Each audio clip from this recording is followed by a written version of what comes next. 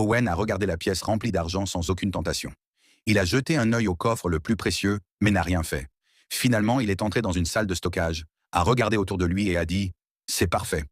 Puis, il a ordonné à ses hommes de déplacer les étagères et a commencé à percer le sol. Quant à ce qu'ils allaient à faire, c'était impossible à deviner avant la fin. Du côté de la police, un négociateur a été nommé pour diriger l'opération. Il a essayé de contacter Owen par téléphone, mais Owen l'a complètement ignoré. Les caméras de surveillance étant toutes détruites, le spécialiste n'avait aucune idée de ce qui se passait à l'intérieur de la banque. Ne sachant pas comment agir, Owen a relâché un autre otage.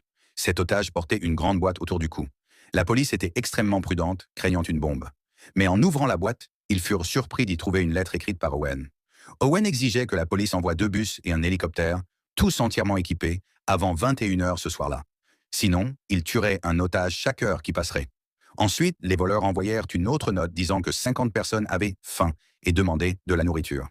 Le négociateur y vit une opportunité et plaça immédiatement une oreillette cachée dans une boîte à pizza. Cette ruse fut utile. Bientôt, ils purent entendre la conversation des voleurs, mais ceux-ci parlaient une langue étrangère que la police ne comprenait pas.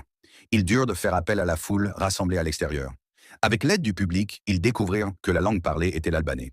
Cependant, le contenu de la conversation n'avait rien à voir avec les braqueurs. C'était un enregistrement d'un discours d'un ancien président albanais. Ils avaient été dupés.